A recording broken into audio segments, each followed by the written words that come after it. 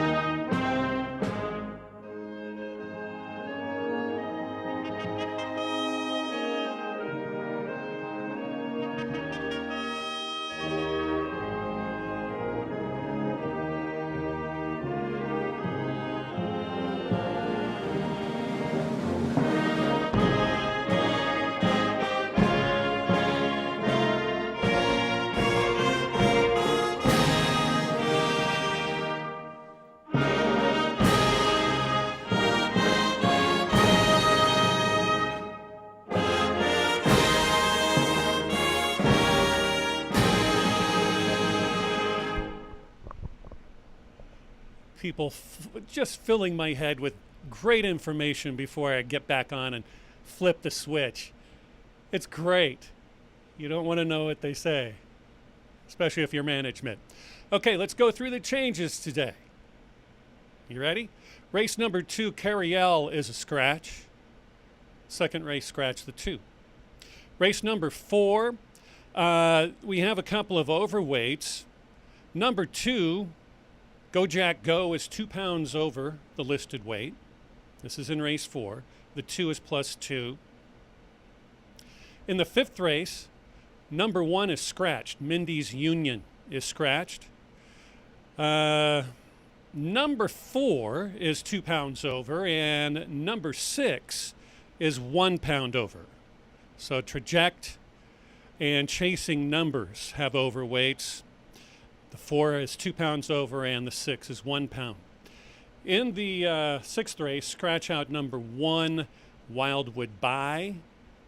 And in race number 7, scratch number 5, Steve. All right. Remember, YouTube is now home for us, for you wayward folks. I'm included, so is Peter. So if we need to catch up, get on our YouTube racing channel. I almost said the FD word. Ooh, perish the thought. All right. The Fairmount Park Racing YouTube channel. Go to Fairmount Park Racing, click on the live icon, and then we are right there.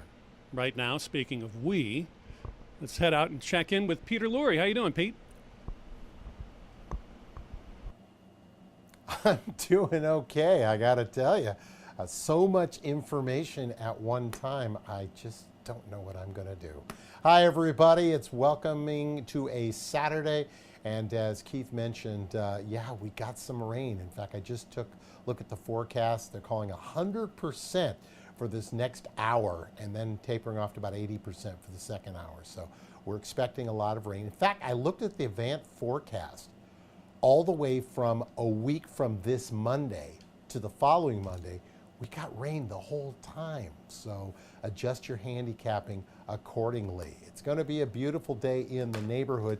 Do want to mention a good time as far as the players were on Tuesday. If you played the early pick 5, and there definitely was not easy. I don't believe Keith or I were even in the ballpark for this one, as a lot of people. But if you were, it paid over $5,425.35, of course, because you need a little extra there.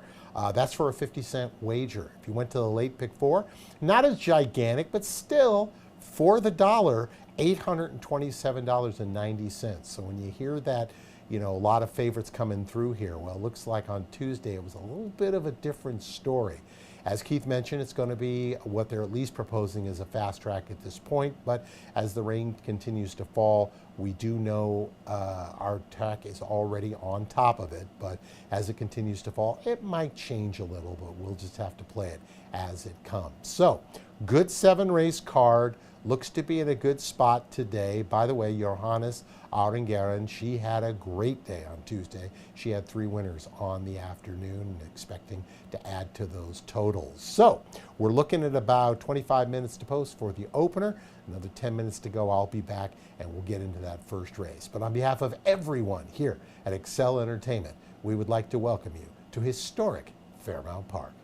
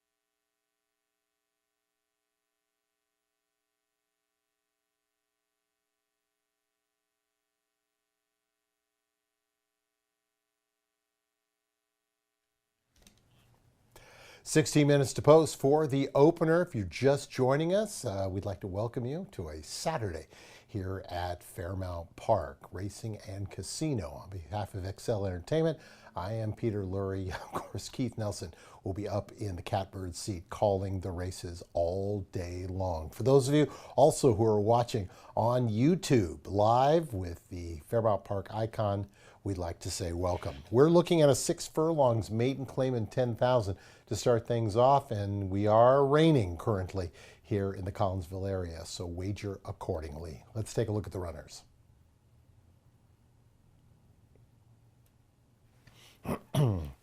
Well, as far as the field is concerned, the horse right in front of you is where I'm landing, but it looks like the favorites are also playing this one. I think it's a single for the early pick 5. This is Wildwood Overtime for trainer Scott Becker. As I mentioned before, I love this angle.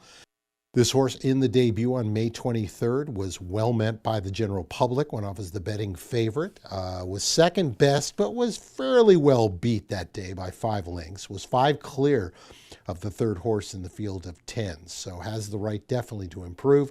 Stays at that level, no published works between that race and now, don't expect them to. Horse looks good, nice and relaxed. You can see Scotty right there in the shorts. Brave man on a rainy day, but that's kind of how I roll myself. This is a 5-year-old daughter of Mastery, whose grandsire was Candy Ride Bernardini on the dam side. So as far as I'm concerned, even if the rain is coming down significantly, I do not think it should affect this horse. They have speed. The horse to the outside of them also has speed, and we'll get to them in just a little bit, but it's worthy of noting. There's the one horse, and that's Surprising Love for Tammy Hornsby. A couple of races over at Oaklawn Park, nothing to write home about. But to be honest, that second one to last one, the April 21st race, the horse stumbled badly at the start and kind of lost all chance that day. Showed up here on the 23rd going 5.5. Kind of an even race, not good, not bad, so has the right to improve. I don't think the rail trip hurts this horse. They don't really have a ton of speed.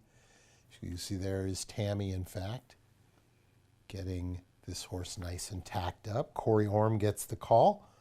Corey's had a good meet since coming back. 13% currently with his 3-year-old daughter of Tekken. Again, the Bernardini on the grandsire side. We'll see if the rain is what they want. I always like to tend to look at the dam side if I'm trying to make a determination. 2 horse in front of you is Juliet P. If there is any kind of a pace hookup, this is the horse most likely to benefit. Should be sitting right between them. Last seen here on April 25th for a maiden special weight. Showed a little bit of interest early and then just kind of backed out of it. The comment line, never a factor, and I would have to agree with this one. He's a Tappet on the grandsire, this filly, and she has Cuvee on the dam side. So I think the outs range should be okay. First-time Lasix user, by the way. So whatever happened in that last race, looks like adjustments are being made. As I mentioned before, this horse makes sense. An overlay right now, 5-1 on the line with the 8 currently. There's the horse that rounds out our top 4 selections. And that's My Mama Says, a 4-year-old daughter of Classic Empire from the grandsire Pioneer of the Nile. Nile liked the outside and liked the off track, so that should be okay. Giants Causeway, kind of jury's still out on that one. As far as I think for the dam side, I like to know if I really have a strong opinion about their off-track pedigree. One thing I can tell you, this horse probably runs better when they get on the front end. So I will not be surprised, excuse me, if Javier Diego decides to take it to Wildwood Overtime. And being on the outside, that kind of gives them the intimidation factor. Taking a look at the horse right now. Looks relaxed. This is a horse that's really built like a sprinter. Kind of built like a bullet would be the easiest way to put this. The groom doing his best to keep this horse moving. A lot of horses like this, especially these ones that have speed, in my opinion, you tend to try to keep them moving because you don't want them to start acting up. The worst thing that can ever happen in a race is for a horse to leave it in the paddock before they even get on the track. So just kind of keeping him nice and relaxed. I'm singling the four here in this race, but as far as the top four are concerned, I'm going to say 4-1-2-5. Wildwood overtime. Hopefully, overtime is not needed, thinking about the World Cup. If they get to the lead, I think it's theirs. Pick five coming up, approximately 11 minutes to post. Race number one. Good luck. Hey, you looking for the best seat in the house? Join us on Saturdays in the Black Stallion Room for the buffet right there. For just $50 per person, you'll enjoy a delicious buffet. A race program, all-day climate-controlled reserve seating with a convenient cash bar. Make your Saturdays here at Fairmount Park even more better with the comfort and convenience of the Black Stallion Buffet.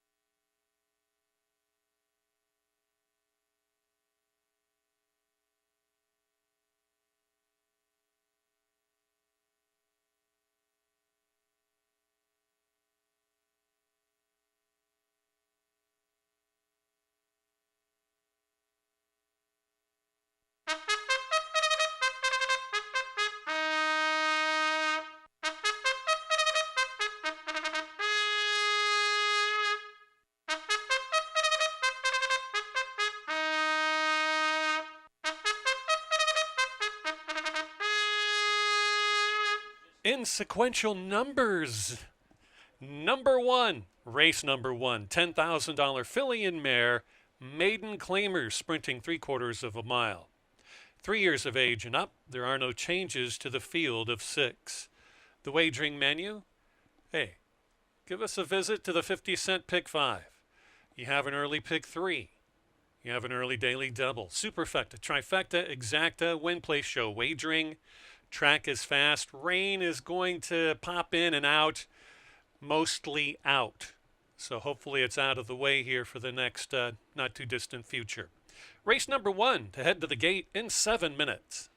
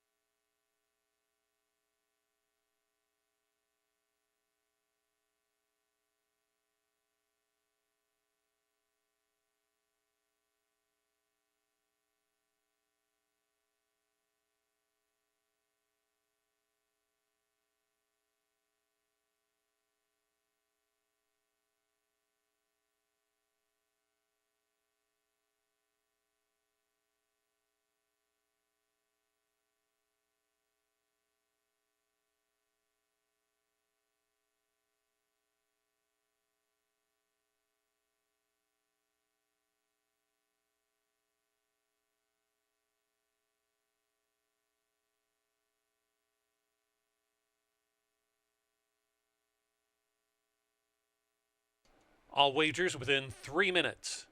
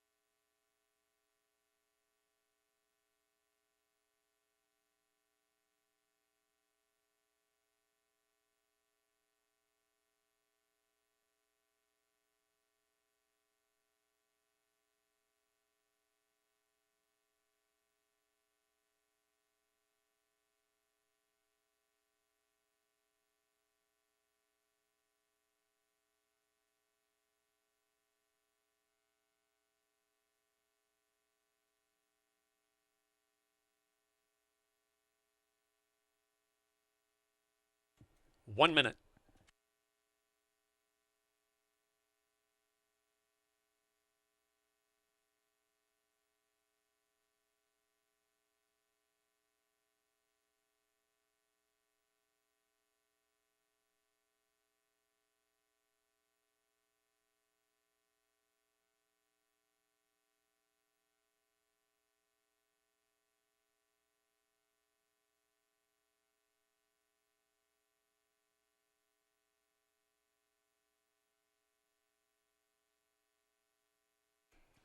Fillies and mares are headed to the starting gate for race 1.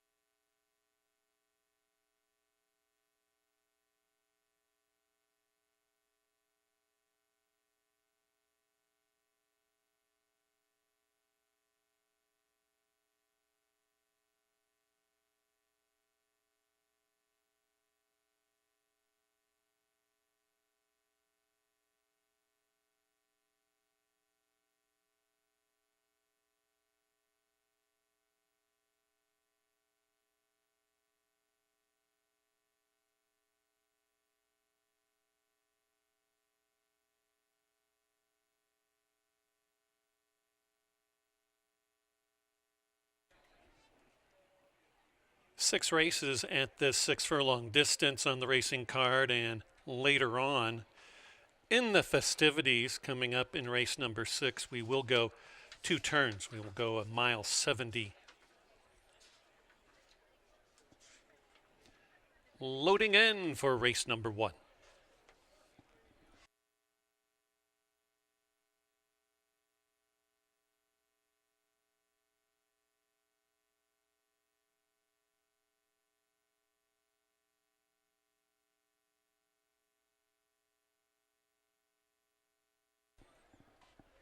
Surprising Love, Wildwood Overtime. Wildwood Overtime 6-5.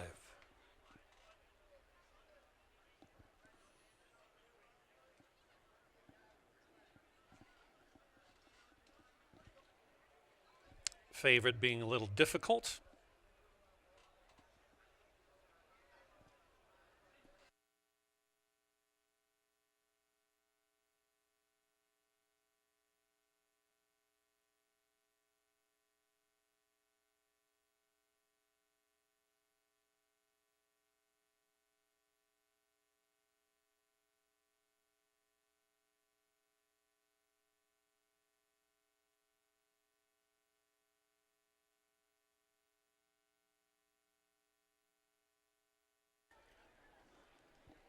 4 is now in line, jockey to reboard.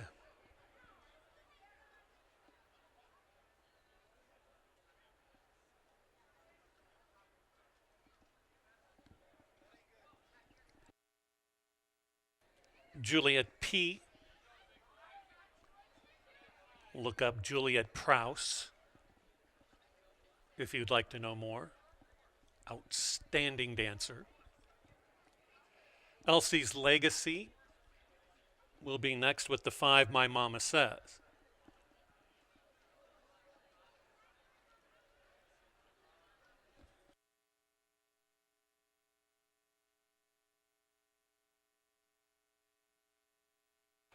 Elsie's Legacy is in. Last one will be Cupie Cutie, a very good long shot play at 13-1. They're in the gate for the first of 7, and they're off. Good start for the favorite. Wildwood overtime gets loose with My Mama Says in second. Third is Elsie's Legacy. Break of 2.5 back to Juliet P. Inside of that is Surprising Love. And well back to long shot Cupie Cutie trails by 9 lengths. They go past the half mile in the opener. Wildwood overtime out by just 3/4 of a length from My Mama Says. On hold on the inside, nowhere to go for Elsie's Legacy in third. Covered up on the outer by Juliet P. Well back to Surprising Love, who has 6 lengths to make up, and just about out of last is Cupie Cutie circling up. They didn't go fast at all for the opening, 2 furlongs. So by the quarter pole, it's Wildwood overtime. The one to run down. Out of the pocket comes Elsie's Legacy with the Bug Girl. But it's Wildwood overtime by 4. They're just going up and down behind. It's Wildwood overtime at even money. You can put a circle around Wildwood overtime. The race is for place between Elsie's Legacy and Juliet P. Wildwood overtime scores. Juliet P. a good second over Elsie's Legacy, and Cupie Cutie rounds out the super.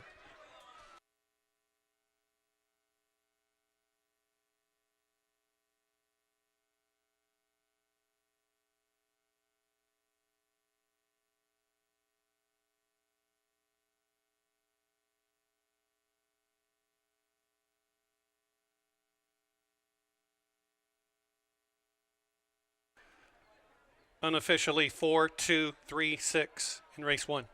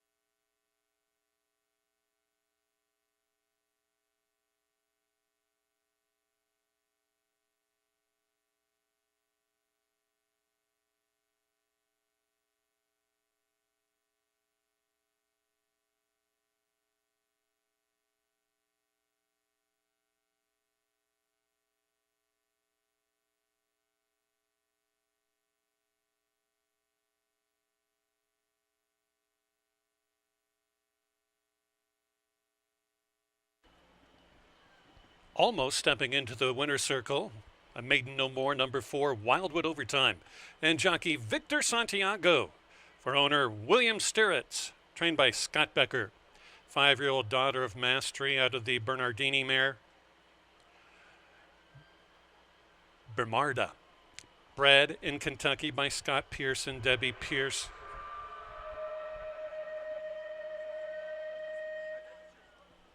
You know, we usually love feedback from everyone, but that's ridiculous. Okay.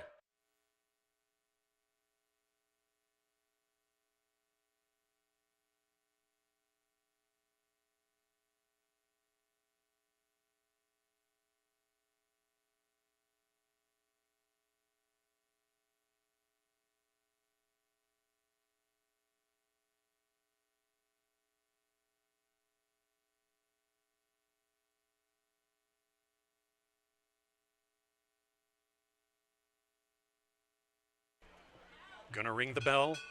Nicely done. More money for Thoroughbred Aftercare, courtesy of the winning connections of race number 1.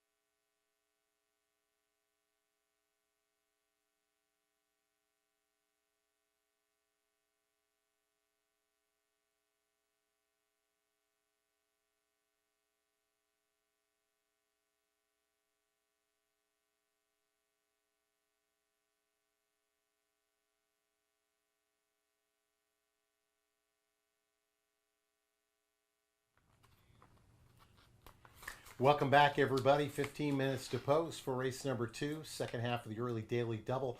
Also kicking off the $1 pick 3 and the $1 pick 4.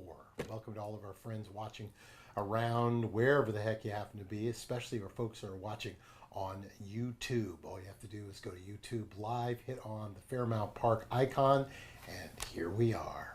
Horses are down in the paddock. It's a 6 furlongs race. These are $4,000 conditional, which have not won a race in 2005 through 2026. Let's take a look at the runners.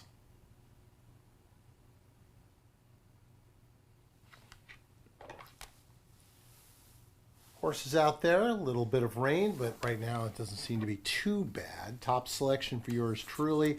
I'm going to go with the second choice in the wagering, and that is the 2-to-1 5-horse Faithful Ruler for trainee Jimmy Watkins. This is a race I kind of went back and forth on for a while, and it just kind of came down to me.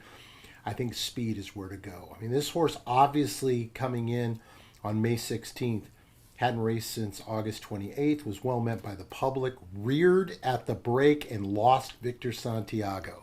Gets a new pilot in Corey Orm. I think the horse has got the speed. I think the horse should be in a good spot here. Unless somebody decides to change their tactics, I think they should get a clear lead. But of course, it is a horse race and things will change. But yeah, this 7-year-old son of American Pharaoh, the grandsire obviously is Pioneer of the Nile. They have been on the off-going before. And out of 4 tries, a winner in 2/3. Numbers-wise, they're the top of the Delta Pledge class, both on the off-track and on the distance. So I think this is a good horse. Makes a lot of sense. The 4-horse, the actual betting favorite, or at least currently at 8-5, is the 4-horse Swaggy George. This 8-year-old is not this time from the Giants Causeway. 3 for 29 in the winner's circle. Likes to come in second and third. Third a lot. 7 of the 29 efforts have been the third spot here. They do have 4 tries. Wagering-wise, breeding-wise, off-going, even though it's not officially off-going, shouldn't matter. Horse does have a win. Numbers-wise, if there is a little more give to it today, they are not the same, but gets Angel Stanley, and as we mentioned, Angel Stanley is just having a great meet here. Way to go, kid. This horse, like I said, likes to come in second and third a lot. Has not won a race since at least 2004. Is 0 for 11 at Fairmount Park. That enough for me is enough to say I'm going to take a shot with the horse to their outside. Must use in the pick 5. I used both of them, but I really think Faithful Ruler is the right one. 3-horse in the race, that would be Gallant Buck. Interesting horse. Johannes Arengaren gets the call for Robert Pompel. Pompel, 14% at the meet, so he's getting the job done. This is another one. 2 for 20 at the distance with 1 second and 3/3. 0 for 4 on any kind of off-going with a second and 2/3. Number-wise, I think is a horse that, can they win? Yes, but I think something has to happen pace-wise. Horse looks nice and relaxed, though. Groom, give it a little pat on the neck. Always like to see that. I love the fact that the horse is very aware of what is around her, or him, I should say. 6-year-old son of Fast Anna, whose grandsire was Medaglia d'Oro. An unbridled energy mare by the name of Gallant Lady, was actually a $2,000 purchase at the Keeneland November of 2020. $2,000. Interesting. Was avoided claim, but that was back in 2024, and since then, nobody has bit, and this horse has been in the claiming ranks for quite some time.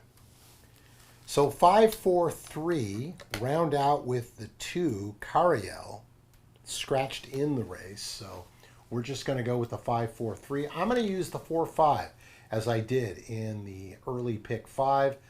So far, we might have to get a price a little later on if it's going to be palatable at all. So 10 minutes to post. Race number 2. They're going 6 furlongs, $1 pick 3, $1 pick 4, kicking off. Good luck.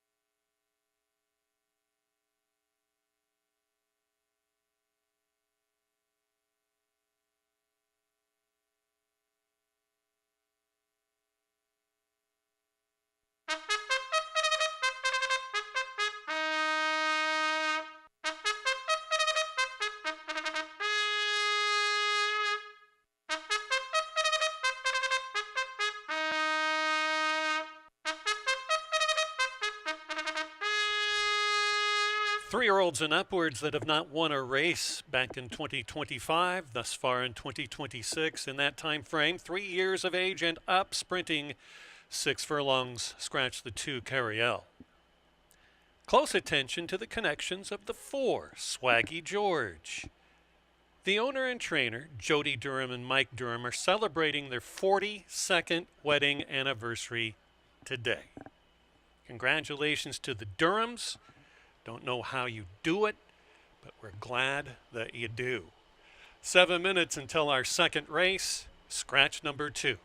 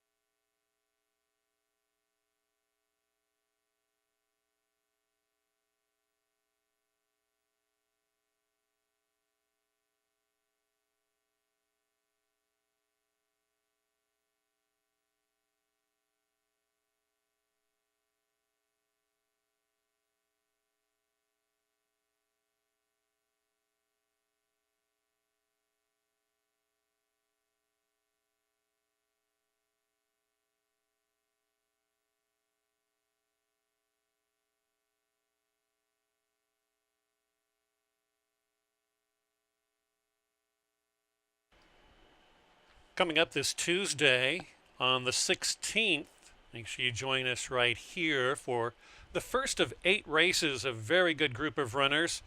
The first of 8 at 1:30 on this coming Tuesday. And also, head to long shots. Why not? You don't need a reason.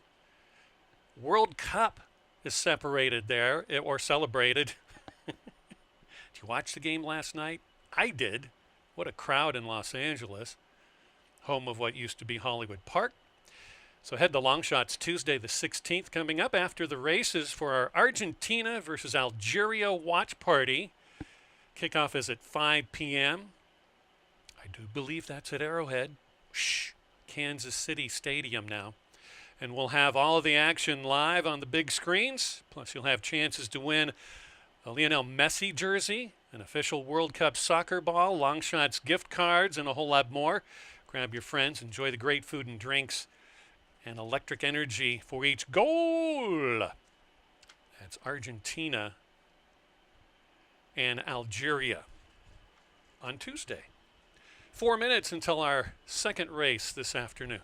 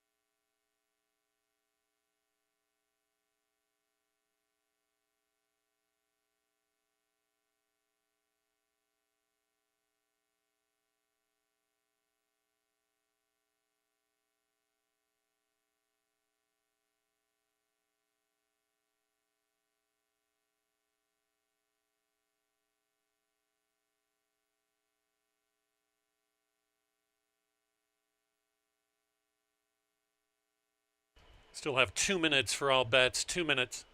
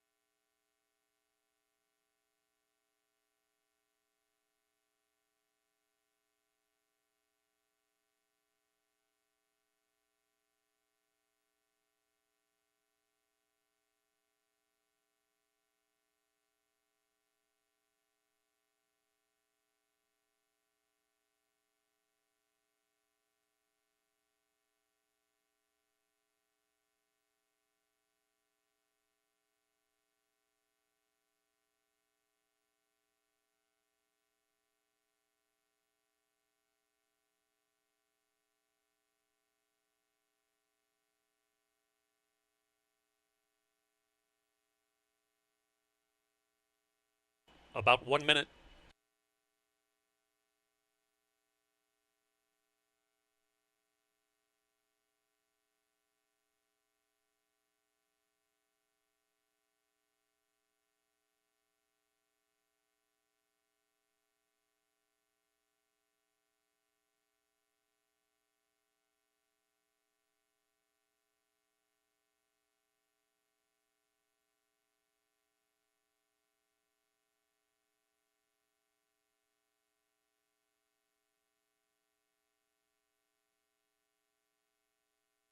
The field is headed towards the starting gate.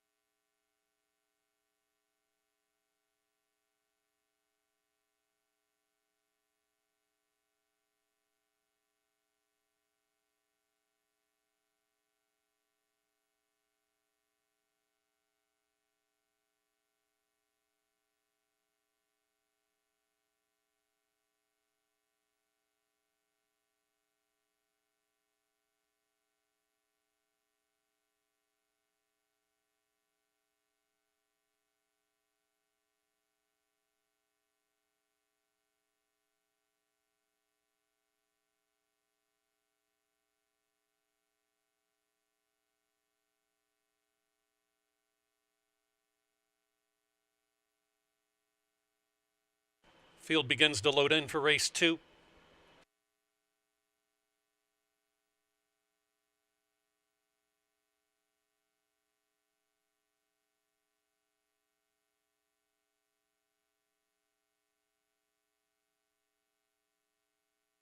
Charlie Michael, Gallant Buck moving in, Faithful Ruler in stall 5, Scrappy Patch is the 6. We got 2 more left. Swaggy George and Warning Label.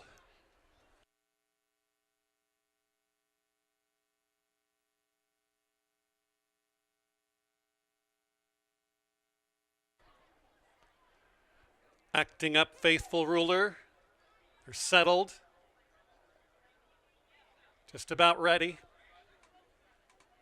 And they're off. Good start for Faithful Ruler. Gets out with Warning Label. These two out together. Next in third is Charlie Michael. A difficult beginning for Swaggy George. Finds himself mid-pack. Gallant Buck will be running all alone in fifth.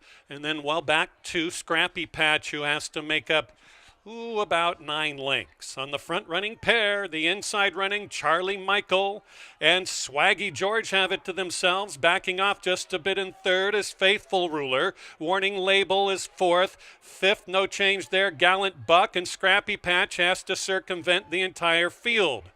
They're midway around the turn now. The duel has been on ever since Kelly Mulvaney has sprung the latch. Charlie Michael gives way to Swaggy George in second. Here comes Gallant Buck pressing the issue with Faithful Ruler on the grandstand side. They're into the stretch run, past the 330. We're down to Swaggy George and Gallant Buck. Gallant Buck puts it on Swaggy George. It's Gallant Buck fading badly as Faithful Ruler. Deep stretch, Gallant Buck at 7-2. Wins by a length and a quarter. Swaggy George second, then it was Scrappy Patch and Warning Label.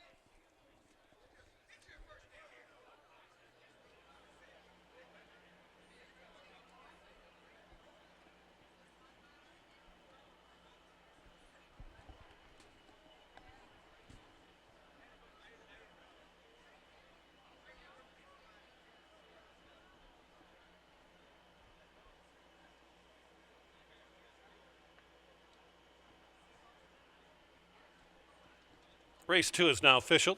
Into the winner's circle steps number 3, Gallant Buck and Junkie Johannes Arangeren.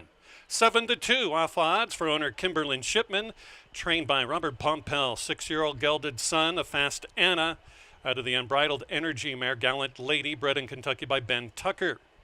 The 2 was scratched in today's second race.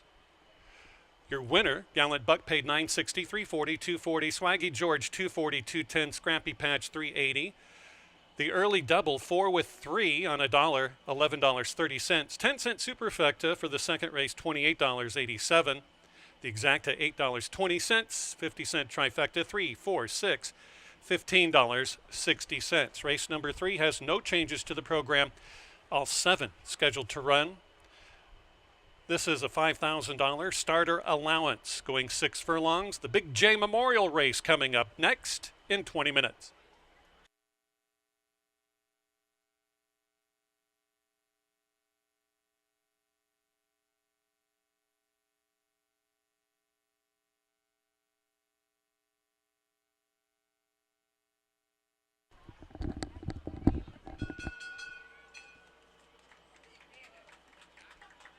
More donations for Thoroughbred Aftercare.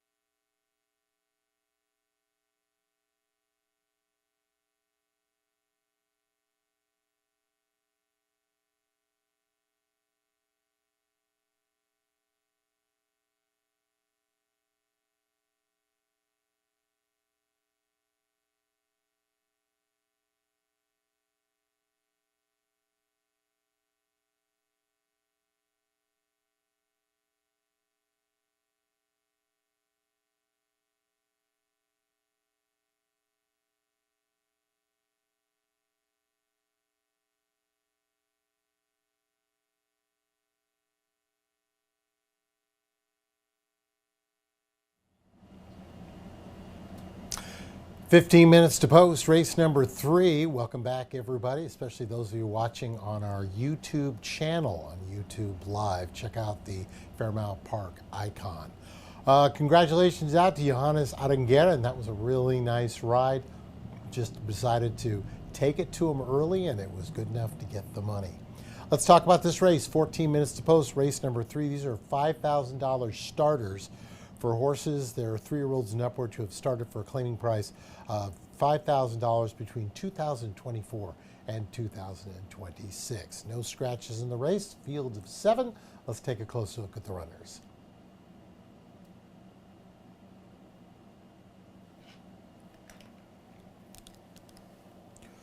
Going to the outside at a price for this one, I'm going to take a swing with Smart Joker here for the Jimmy Watkins barn. In fact, there is Watkins there in the orange shirt. I say, way to go, Jimmy.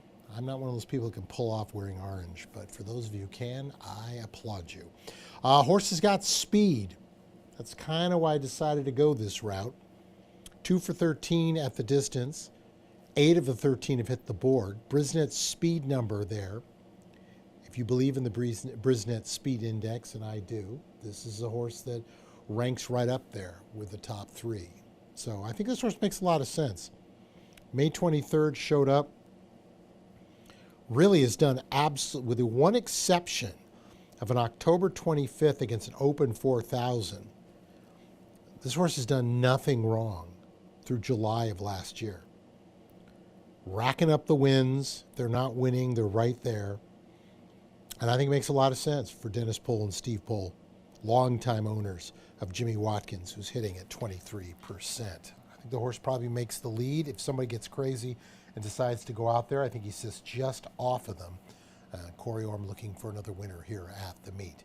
Let's move our attention over to the 2 horse, and that, I'm going to guess here, Makwamat. 7-year-old Into Mischief. 5 for 14 at the distance for trainer Lori Plasters. There is Lori in the yellow hat. She is a very good horsewoman.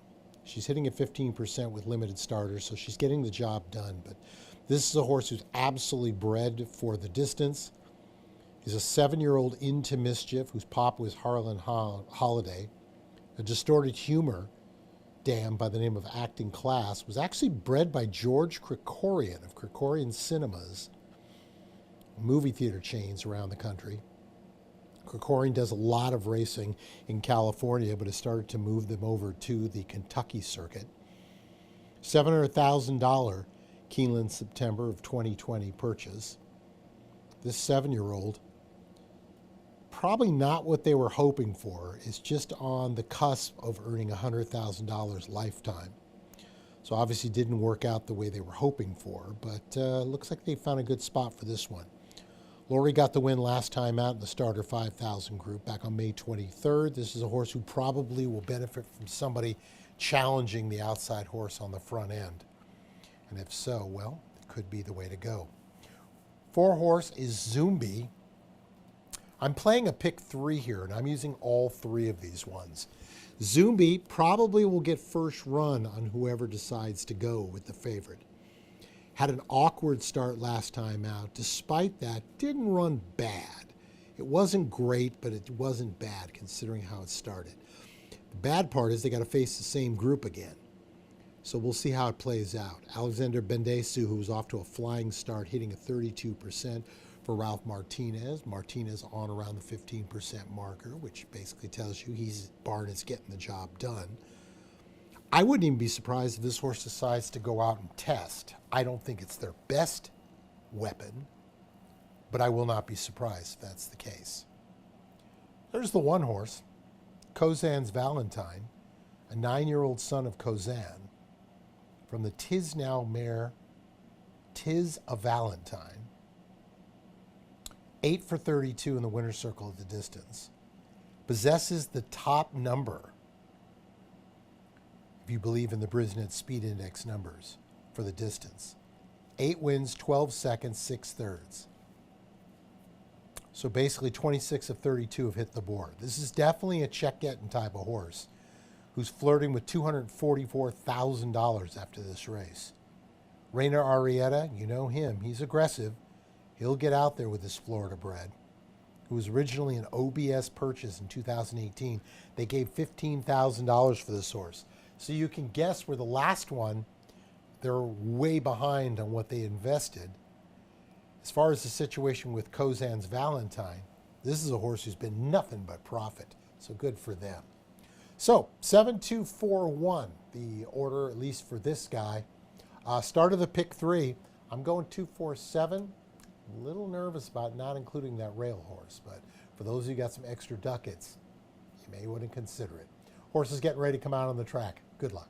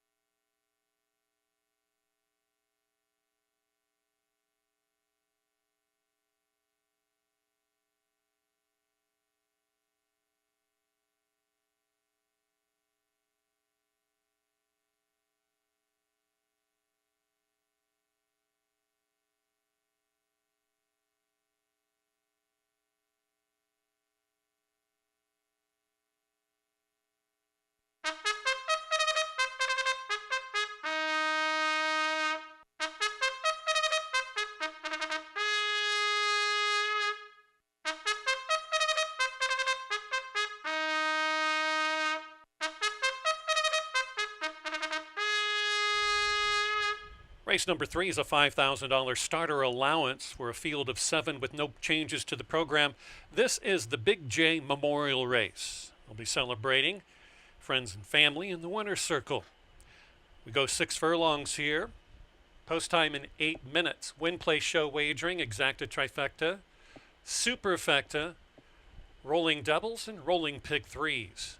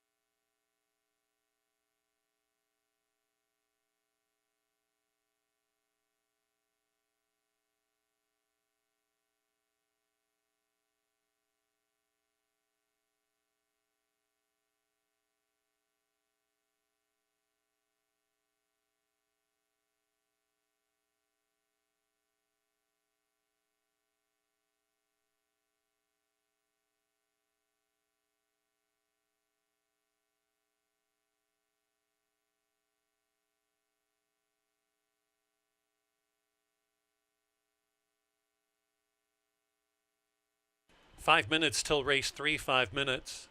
Top of the fifth inning. In Minnesota, Cardinals up over the Twins 4-2.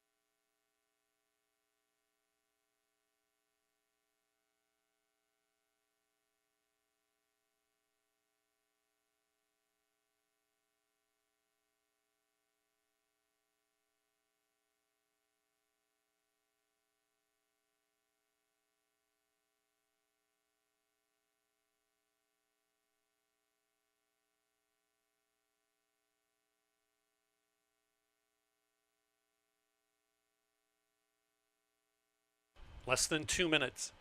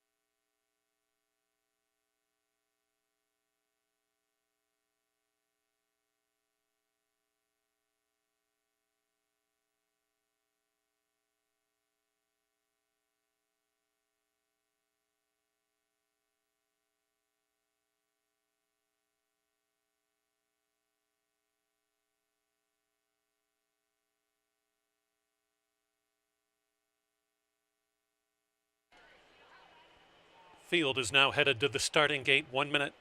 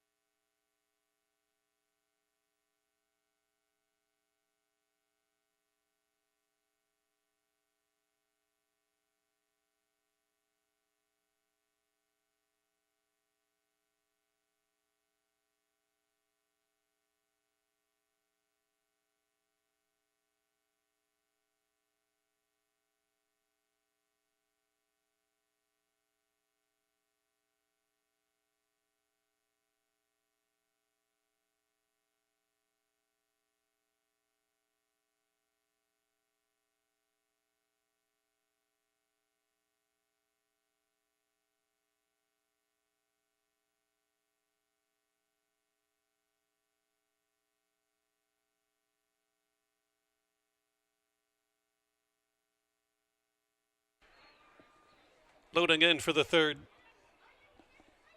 Kozan's Valentine and Zumbi are already up. Late running Makamat.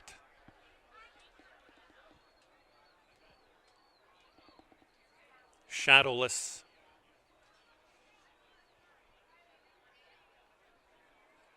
Party in the Streets.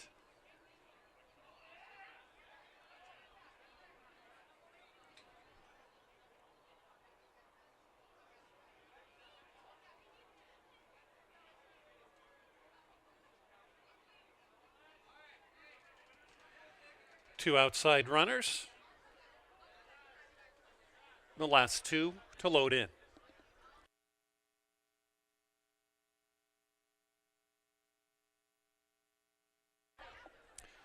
Smart Joker, last one.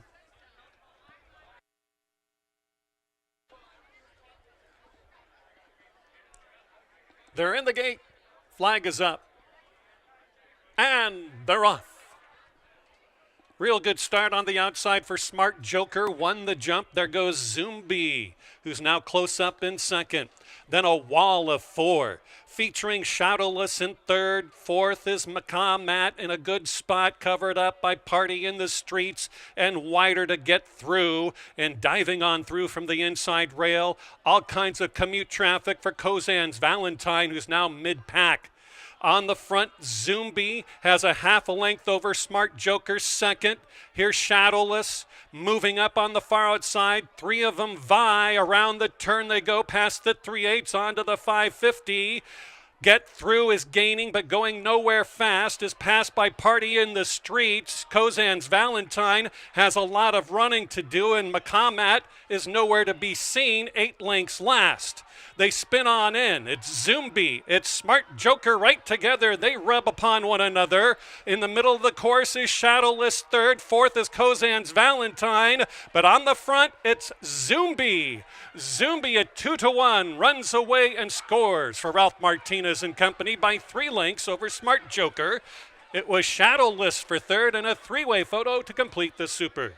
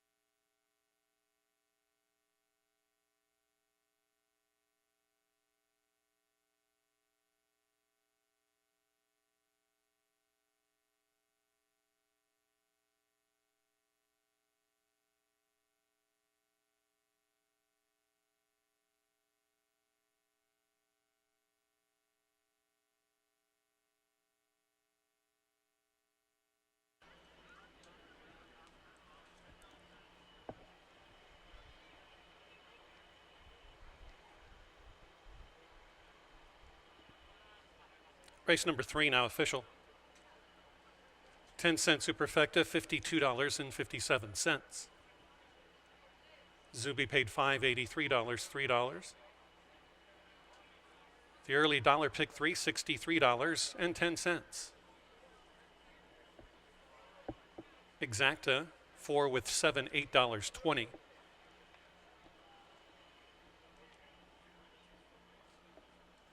And the trifecta, $32 for the 4-7-5 combination. Welcome back to the winner's circle. The winner of the Big J Memorial Race today, number 4, Zumbi, and jockey Alexander Bendizu. Owned by John Dant, trained by Ralph Martinez, a gray-roan 7-year-old gelded son of Cross Traffic out of the AP Warrior mare, Sweet Noxie, bred in Kentucky by Ryan Walsh. The winning time was 1:12 2/5 of a second, 1:12.55. All 7 ran in race 3. 4th race, field of 6 go 6 furlongs. The 2 Go Jack Go is 2 pounds over, and that's your lone change. 4th race to go postward in 19 minutes.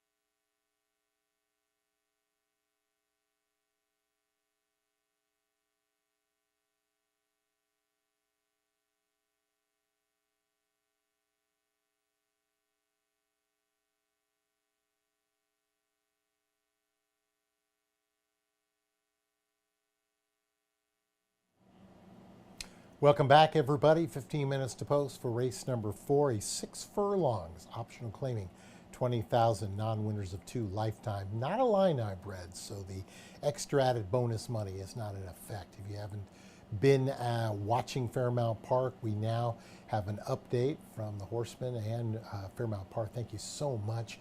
The Illini bred maiden special weights have been increased by $10,000. That happened a couple of weeks ago. And also Illini bred optional claiming races, these optional claiming allowance races. Also, the purse increased by $10,000. Pays to have an Illinois bred here in Collinsville. The horses are getting ready to go. They're out into the paddock. So let's take a closer look at the runners.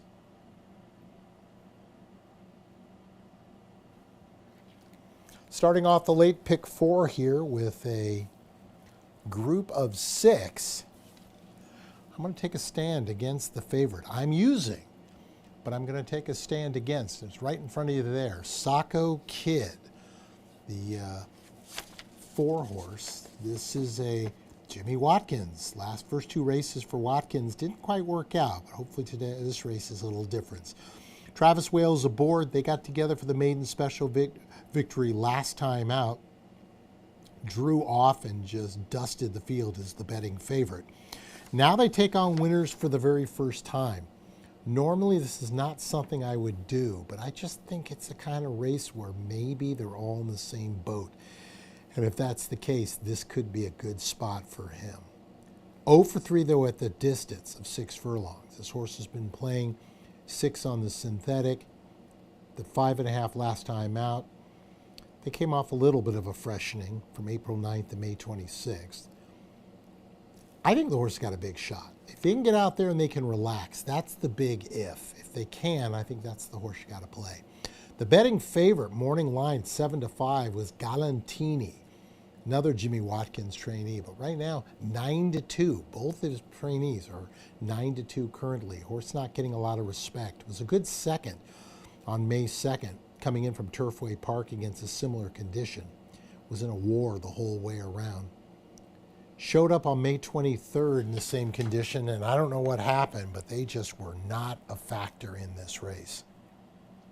Tries the 6 furlongs again for the second time since coming back to Collinsville. It's not a bad-looking horse. Looks nice and relaxed. That little tail swishing doesn't bother me. It's just, he's just ready to go. Or at least I think this 4-year-old Bernardini is ready to go. I'm surprised they haven't tried 2 turns. It's an AP Indy on the Grand Sire and the dam side point of entry. You would think at some point they would have tried 2 turns, but alas, they have not. Of the 3 we are using in this late pick 4, and the pick 3, by the way, that we are live in, here's the 5, and that's Governing Party. Party right now at 8-5 from the 3-1 morning line for Dennis Higgins. Higgins still looking for his first winner of the year. This one is a gelded 4-year-old son of Constitution since that last May 23rd race. So this was fairly recent. Decent second last time out, but this is one who's definitely going to need help up front. If they can get any kind of early pace battle, then they become dangerous. 0 for 1 at the distance, but was a second that day. That was the aforementioned last one on May 23rd. Not expected to have any works and doesn't. And gets Ademir Santos aboard. Santos hitting at about 13%, so he's getting the job done, but where he was picking him up and laying him down the first couple of weeks, not winning at that same number, but still the defending champion rider from the meet past. So this is kicking off a $1 pick 3, kicking off a $1 pick 4, and there is the 2, Go Jack Go, for Elias Lopez. Good second last time out.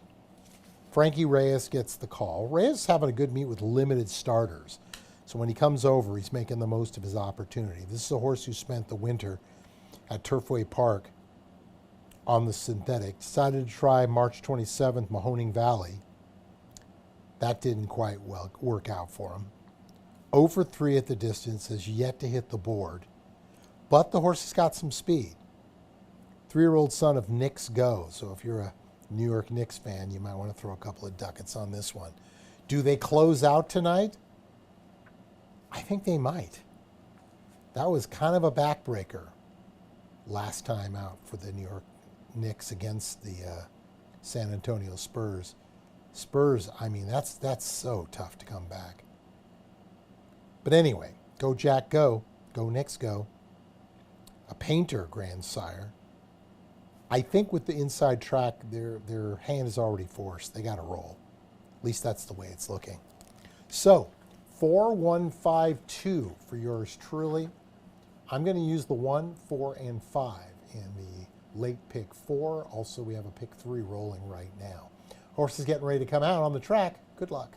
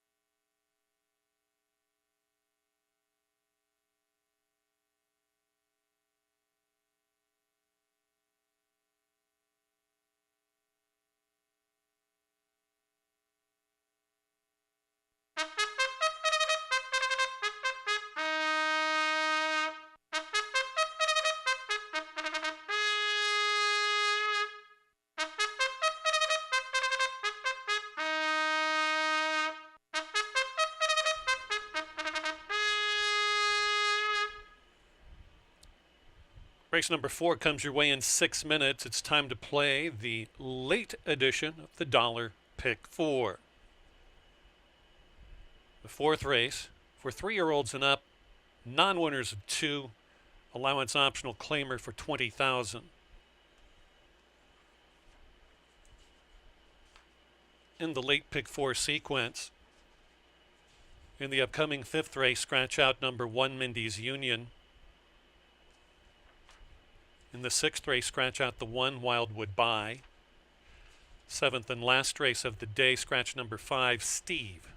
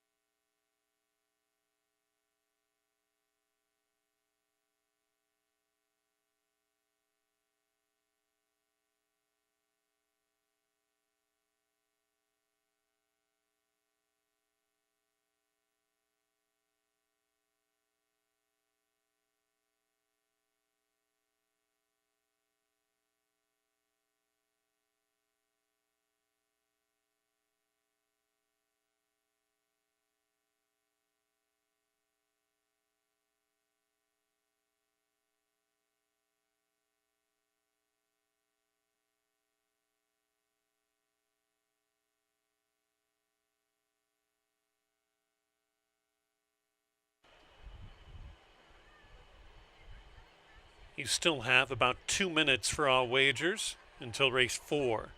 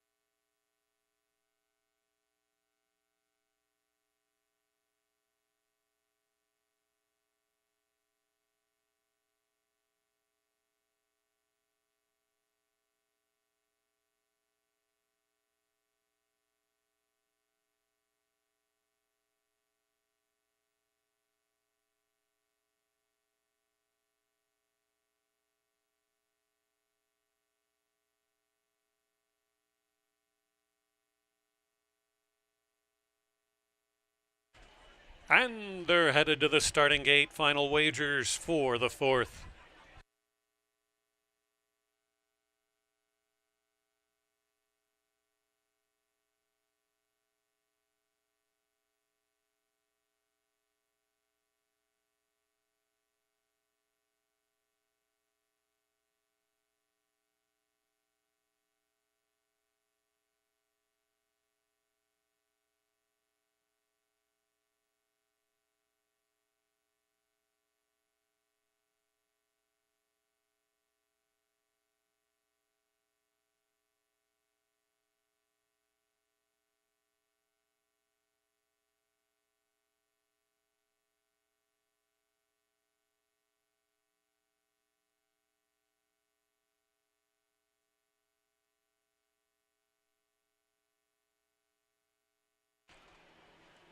Final bets for the fourth and the late pick four. Moving on in, Galantini, first of two Watkins runners, the other being number 4, SoCo Kid, moving up.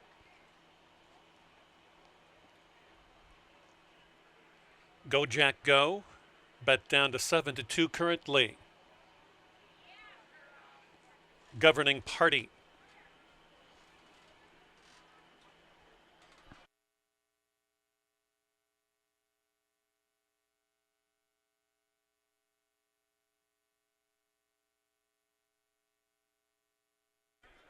Gun It and Run It.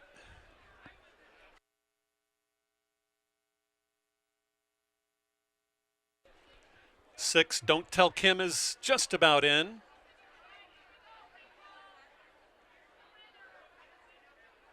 Not quite in yet. All set. Flag is up. And they're off. Good break in the center for Gun It and Run It. There goes SoCo Kid off the maiden score. SoCo Kid to dictate terms, out by a length from Go Jack Go second. Gun It and Run It is third. Galantini is bringing up fourth. Next we have Governing Party and the Dawdler Don't Tell Kim is 10 lengths off the speed. At 2-1, it's SoCo Kid to dictate the terms around the only turn. Galantini, the barnmate, is off the pace now and running a joint second with Longshot, Gun It and Run It. On the far outside, Governing Party is pressuring now, is up into fourth. Running fifth is Go Jack Go and under pressure, and nothing yet for Don't Tell Kim. They're about at the quarter-mile pole, and it's SoCo Kid trying to hold on in the final 330 yards here. SoCo Kid still should have more left. Jockey has yet to move. Here's Galantini to press, Gun It and Run It for second. It's going to be Galantini and SoCo Kid. SoCo Kid to score back-to-back. A three-way photo that might go to Galantini over Governing Party and Gun It and Run It. Photos for the minor awards.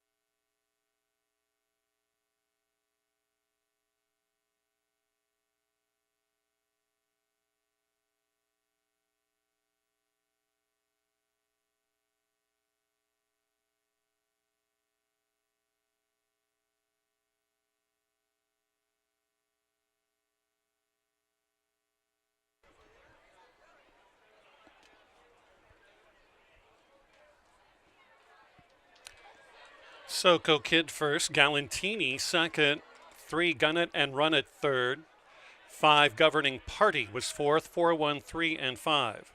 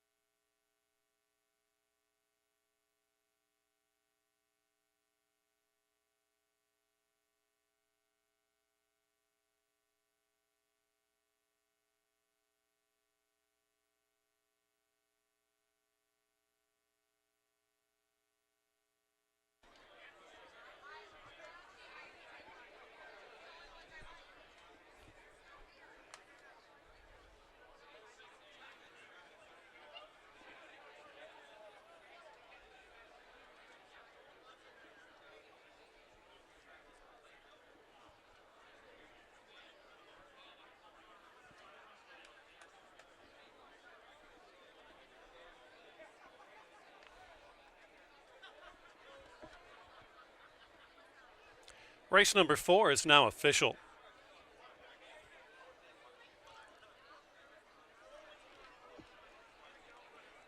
Your winner, SoCo Kid, $6, $380, $280.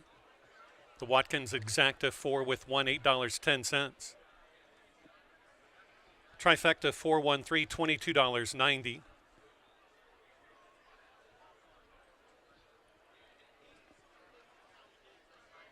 Mid-card double with races 3 and 4, 4 with 4, $16.80. Welcome back to the winner's enclosure for the second straight time. Number 4, SoCo Kid and jockey Travis Wales. Co-owned by Gary Agney and Dennis Pohl. Trained by Jimmy Watkins. SoCo Kid is a 3-year-old chestnut gelded son of Improbable out of the Market Tree mare 10 Halos. Bred in the bluegrass of Kentucky by SF Bloodstock LLC and Atlas Farm LLC. The winning time, 1:11 and 4/5 of a second. 1:11.86 seconds. All 6 ran in race number 4.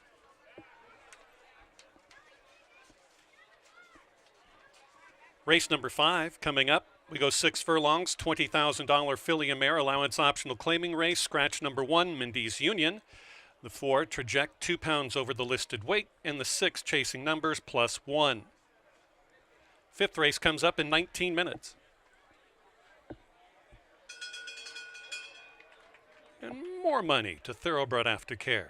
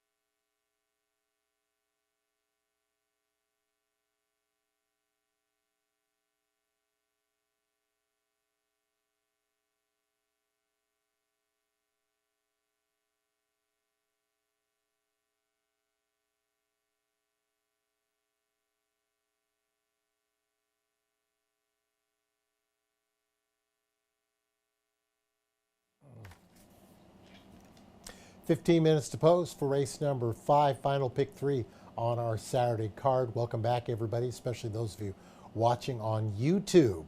On YouTube Live, just hit that Fairmount Park icon. You'll have us all day long. Congratulations out to the Jimmy Watkins barn. They go 1-2 in the last race, and a perfect ride by Travis Wales aboard the winner. As I mentioned before, I just like the way this guy sits on a horse. Nothing is unused, and he just kind of sits back and waits and makes his move. Congratulations, Travis. Nice ride.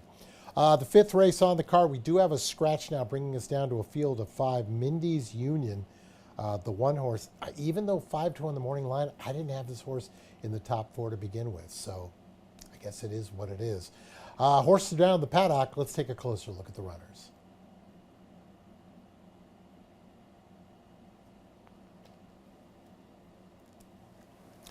As far as field is concerned, this is an optional 20 non-winners of 2 going 6 furlongs, and the current 3-5 favorite is the 2, Epic Prankster. Jimmy Watkins looking to go back-to-back on this afternoon's card. Adamir Santos gets the call. Horse has speed. The problem is there's a lot of horses that have speed in this race. Now, did I use in the late pick 4 and the close out the pick 3?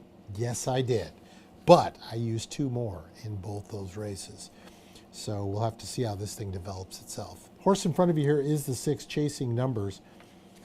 I remember saying I liked this horse April 25th. It was, I believe, the first mount for Ricardo Jaime, who was a longtime veteran rider of Southern California and the New Mexico racing circuit. As I said before, I can't understand why this guy is not getting a bunch of mounts. Now he's starting to ride a little bit more. Chasing Numbers here for owner Mary Pinkerton. This is a 3-year-old Cloud Computing, whose grandsire is McLean's Music. Was a hard-fought loss on April 25th.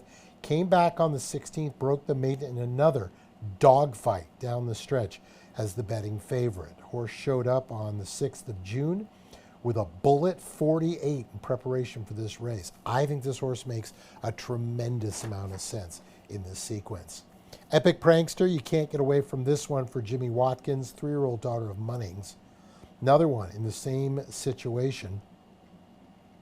This was the one on April 25th who was able to sustain the victory over the aforementioned Chasing Numbers.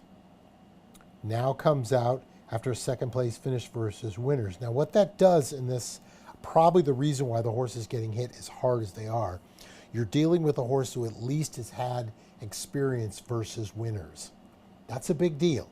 Even though we took the stand against it in the previous race and said we're going to go regardless, even though it's first time versus winners, and it turned out to work out in our favor, it's not something that you want to do all the time, because more times than not, you got to really assess the race. If the race is the kind of race where you say, well, everybody's kind of in the same boat, then it works. But if you got a horse like Epic Prankster in here, this is a horse who's already demonstrated to be able to face winners.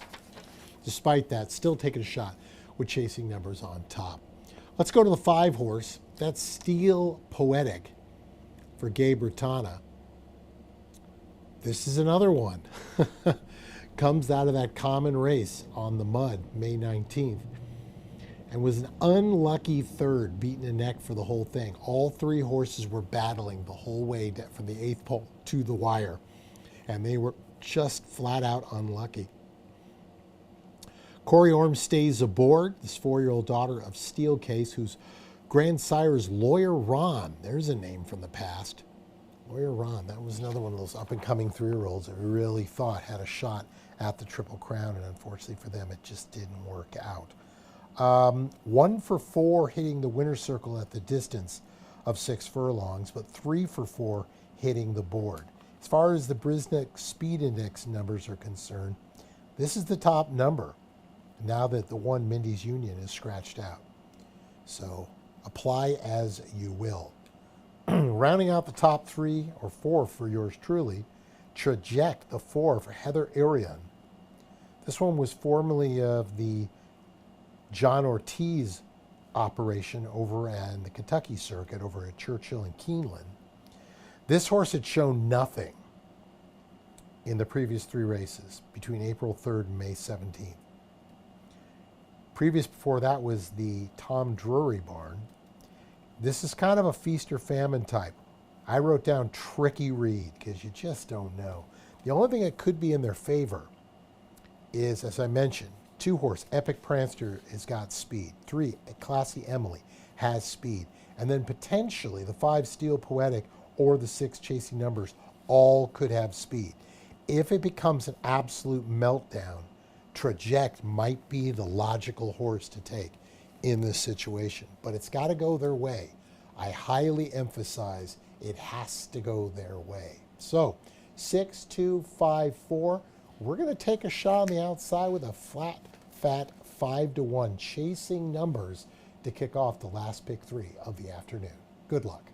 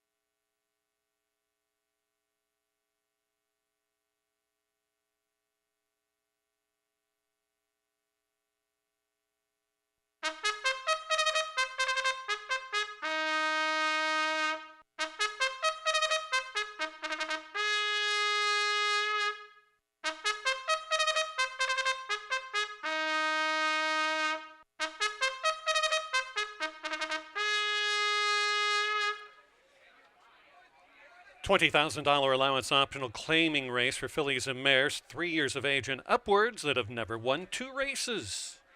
Scratch number 1, Mindy's Union. Post time for the 5th race in 7 minutes, including win and place wagering, exacta trifecta, superfecta. Also, the final dollar pick 3 gets started. And you also have another rolling double coming up for races 5 and 6.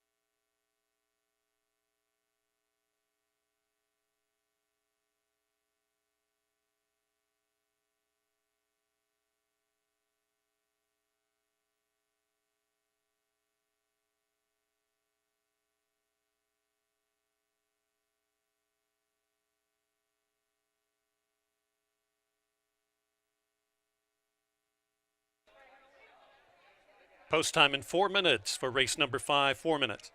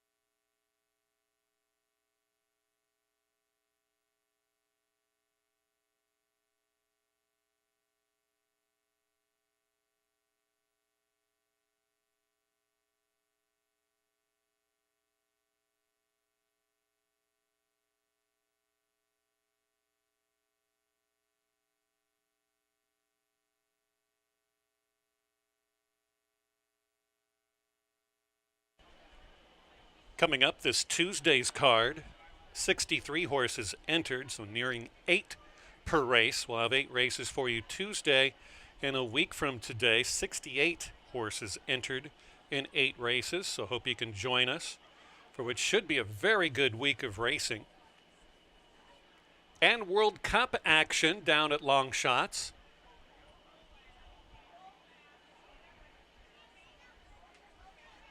Check out the 5 o'clock game from Kansas City after the live racing is concluded at Long Shots. All kinds of giveaways down there as well.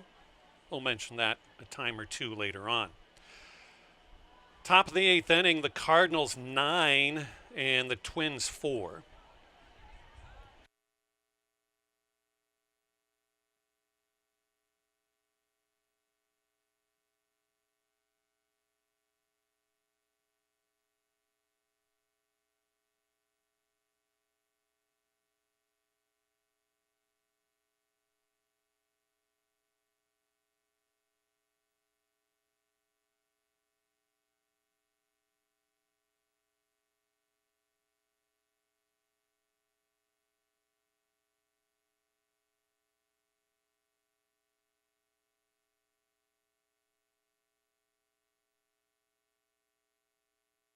Field is headed to the starting gate.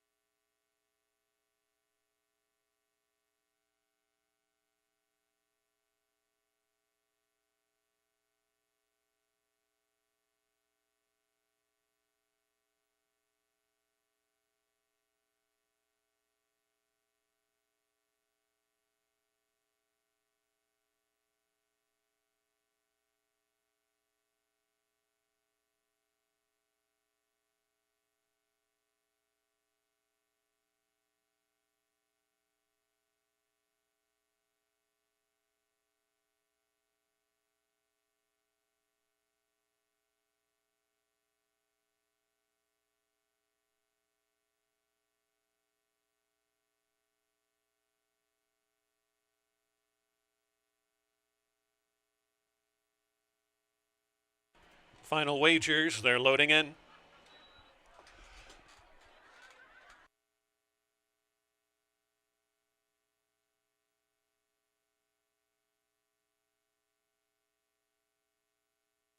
Epic Prankster moves in, so does Traject.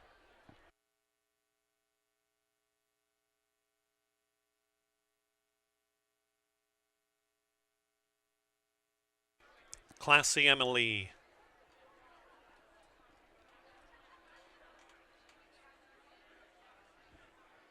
Steel Poetic pauses a bit.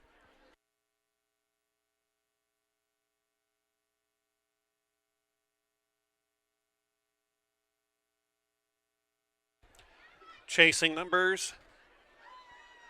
They're in the gate. Flag is up, ready. And they're off. Good beginning for Classy Emily. There goes Epic Prankster to go to the front. Epic Prankster has put 3/4 of a length on Classy Emily second. Third is Chasing Numbers Whiter. Off the pace today will be Steel Poetic, about 6 from the front, and is passed by Traject on the inside. Down the backstretch, they continue on. It's Epic Prankster by about a neck. Classy Emily is settling in second, right off the throat latch of the front runner. On the far outside third is Chasing Numbers. Running up amongst is Traject in fourth, and getting closer is Steel Poetic, and nothing right there. Here comes Chasing Numbers to swoop around and go right by the front two. It's Chasing Numbers. Called for everything she has is Epic Prankster. Backing out is Classy Emily. Here's Steel Poetic. Steel Poetic is gaining on the far outside. Recapturing the lead is Epic Prankster. Along the fence is Traject. Wider to Steel Poetic. 4 of them in a pitch battle, but it's now Steel Poetic at 5-1. Airs them at the wire. Up for second was Classy Emily. Photo third and fourth. Traject and Chasing Numbers.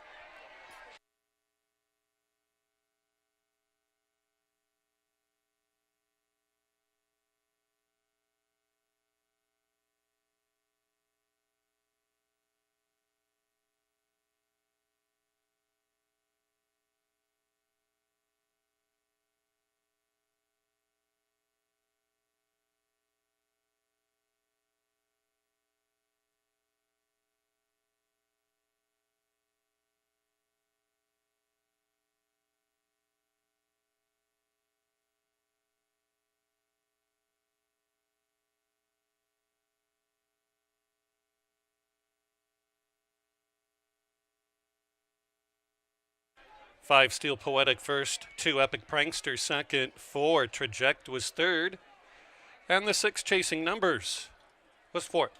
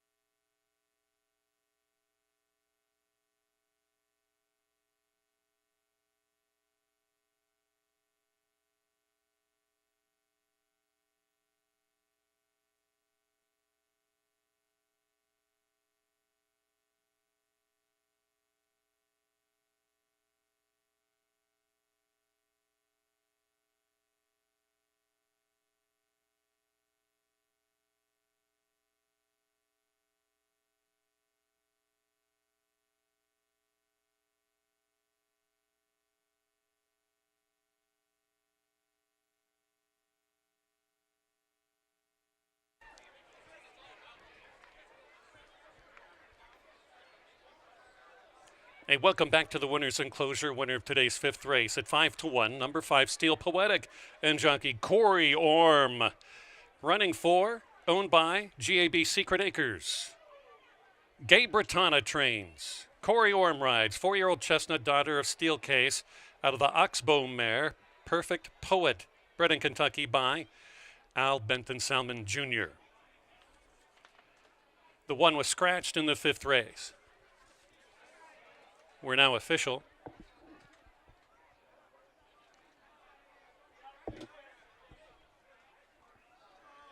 $0.10 superfecta, not quite $9. The pick 3 for races 3, 4, and 5.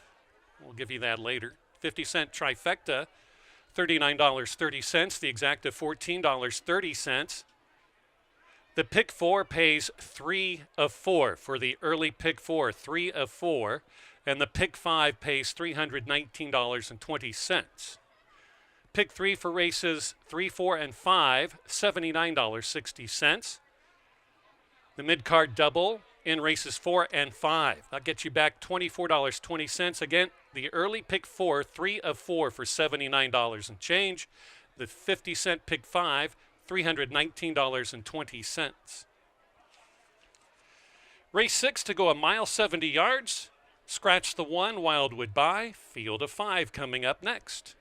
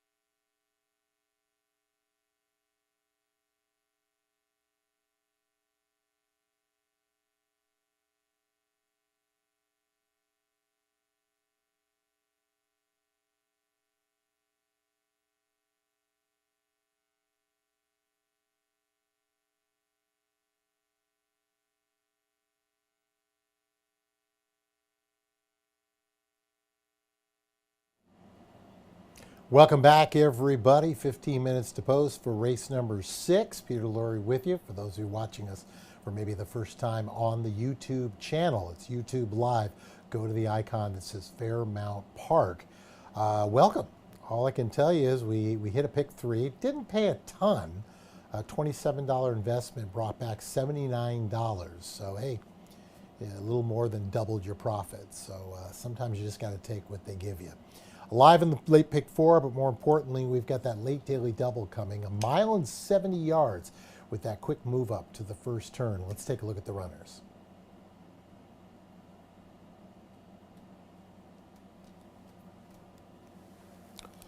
Looks to be going in a pretty good situation here. One scratch in the race, the one Wildwood Bye from the one hole is out. So therefore, we are fit with a field of 5 to finish things up. Looking at the field all the way downtown, I'm sticking with the 3 horse in front of you there, Commissioner Gulch.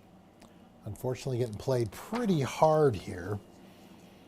Alexander Bendesu looking for another winner on today's card. Scotty Becker also looking for another winner on today's card. This is a horse, doesn't have what I would call an explosive kick. That first race on May 30th coming in from Tampa Bay where they spent the winter was good enough to be the runner-up, was well meant by the public, but they were not able to overtake the favorite, who is the 6, Sassy Katie. Katie is our second choice. I know Keith's got this one on top. Sassy Katie, Javier Tavares for Robert Pompel. Pompel, with this easy win last time out against a similar condition. Remember we talked about this one. They got the win against optional 10 coming in from Turfway over the winter on opening day, then showed up at Indiana hoping in Stakes Company and just really were not good enough for that group. So they come back against what would be considered a similar group that we're seeing today. And that ended up being a winning effort. So I can understand why this horse is getting played. I'm surprised they're not the betting favorite at this point. I would have figured we would have gotten a price with Commissioner Gulch, but obviously there's 12 minutes to go, so we still have time. That one horse scratch Wildwood Bye leaves me with Savannah Marie for the Daniel Leach Group. Formerly of the Neria Alvarez stables, this horse did most of their racing in Kentucky. Most recently, December 7th, came in at Fairgrounds and was well beat. On the way back, went to Ohio, June 3rd at Belterra, and almost got the job done in an optional allowance group going 6.5 furlongs. Now they stretch back out.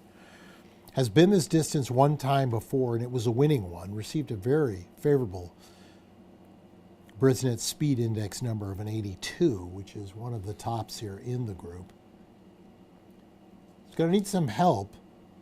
With the scratch of the one Wildwood Bye, your guess is as good as mine who's going to decide to go to the lead on this group. Just not sure. It's kind of a mix. If I had to guess,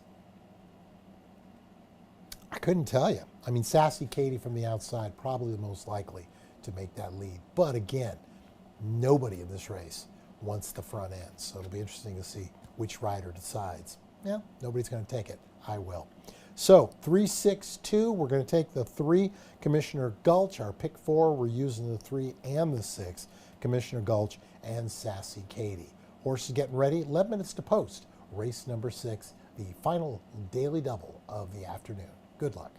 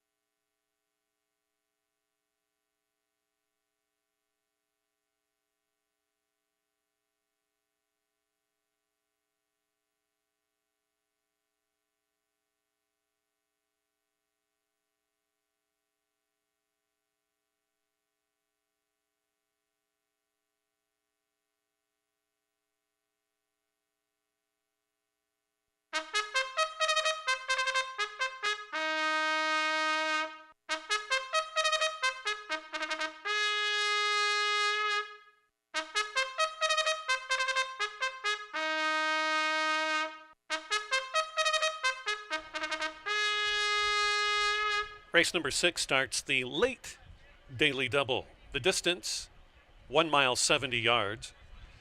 $40,000 allowance optional claiming race for fillies and mares, 3 years of age and up. Scratch number 1, Wildwood Bye. I'd like to welcome the connections from number 2, Savannah Marie, Dan Leach, and apprentice rider Cesar Diaz.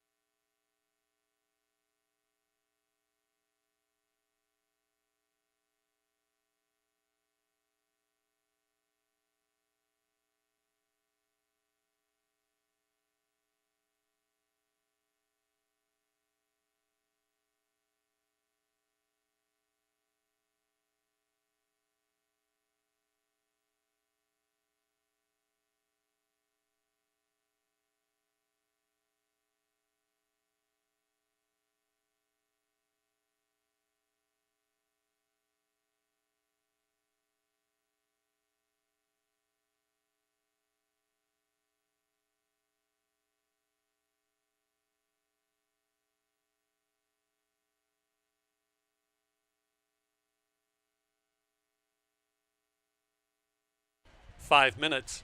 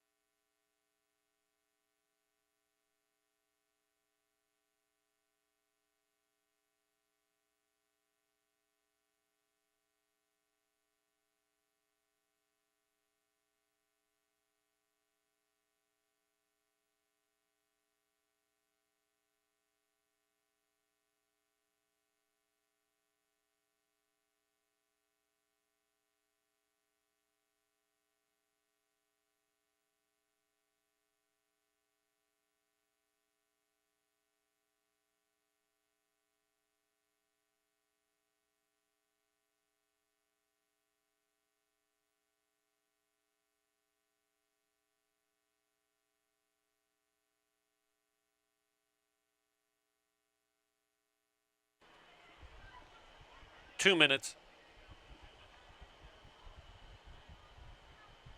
Savannah Marie.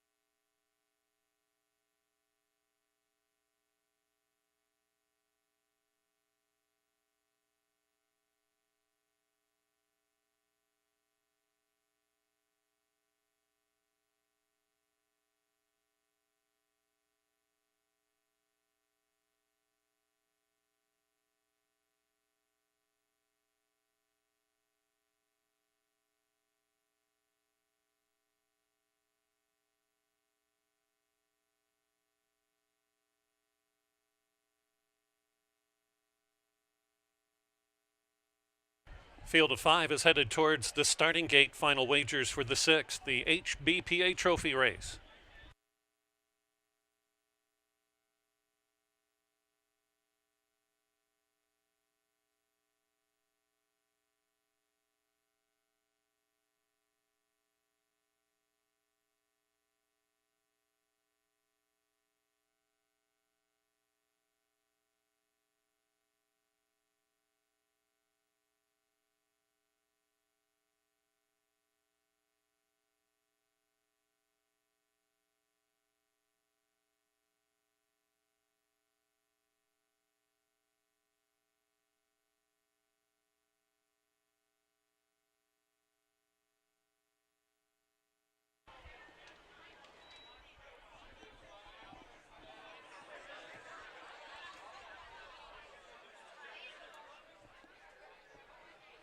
Loading in first is Savannah Marie.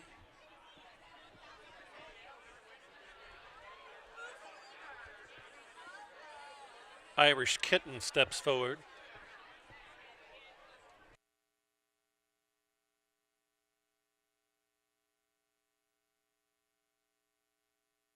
Commissioner Gulch. Go Maddie Go. And Sassy Kitten, field of 5 in line. Flag is up, all set. And they're off. Good attentive start for Sassy Katie. Does not like the lead. We'll see what happens. Commissioner Gulch is going to go with Sassy Katie early on. Newcomer Savannah Marie is going to find herself just behind Irish Kitten in 3rd and 4th. And last is Go Maddie Go, trailing by about 8 lengths around the clubhouse turn they go. Not much speed on, but they're right together up top. Commissioner Gulch nearest us, and in the 2-path is Sassy Katie. Well back, about 5 lengths to a very rank Irish Kitten who, resenting the rider, is passed on the outside by Savannah Marie. So Savannah Marie is up to 3rd. Irish Kitten is now maintaining 4th place, and still last down the backstretch towards the half mile is Go Maddie Go. Opening quarter mile in 26 2/5 of a second. Sassy Katie has taken command of this field, looking for her 3rd win this meeting. Up there to 2nd and challenging. Savannah Marie takes over from Commissioner Gulch, who's now 3rd. Back and forth from last is Go Maddie Go, and dwindling around the turn is Irish Kitten last. Up top, it's Sassy Katie. Gonna have company. It's Savannah Marie and the Bug Boy Cesar Diaz. And they have the lead around the turn towards the quarter-mile pole. It's Savannah Marie who's going very wide around the turn, leaving it completely open for Sassy Katie, who now takes over by going the short way around. Deep stretch. Sassy Katie, Savannah Marie. Back into it is Commissioner Gulch. It's Sassy Katie. Sassy Katie gonna win it. Her 3rd win this meet. Coming back for 2nd, Commissioner Gulch. Savannah Marie faded to 3rd, then Go Maddie Go, and Irish Kitten was last.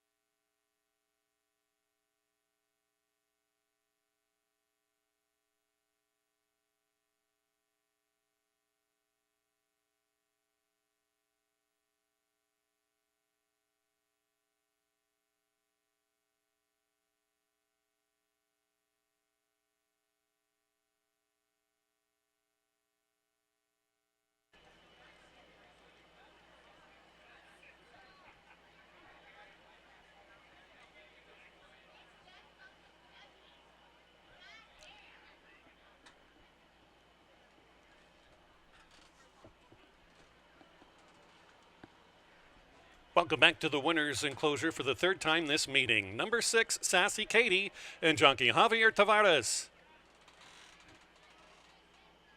Owned and bred in Indiana by Smoky Creek Farm. That's a training double for conditioner Robert Pompel. Sassy Katie's a 6-year-old daughter of Temple City out of the Eddington mare, Estifa. Congratulations to the winning connections. Even Money got it done in race number 6. The 1 was scratched in the 6th race. The dollar exacted $3.40. There was no show wagering. Trifecta, $2.15.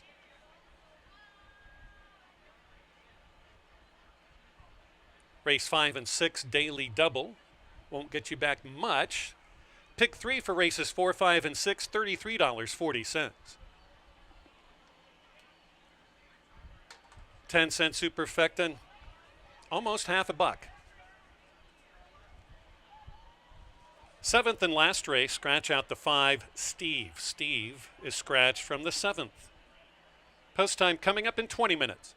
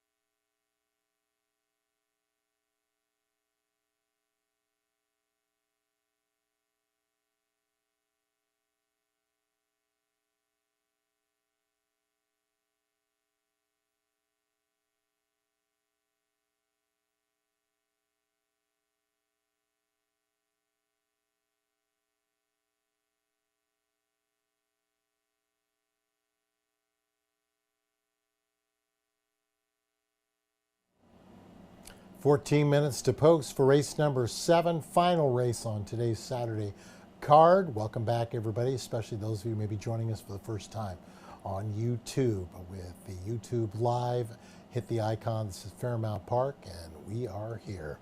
Looking at a race here, 6 furlongs. These are Illini bred optional claiming 20,000. Non-winners 3 lifetime. You guessed it, that extra 10,000 comes on board. $39,000 in the Porsche line. There is one scratch in the race, the 5, Steve. Always bums me out when his horse doesn't run, because one day we're going to hear, and at the wire, it's Steve. Horses are getting ready. They're down in the paddock. Let's take a look at the runners.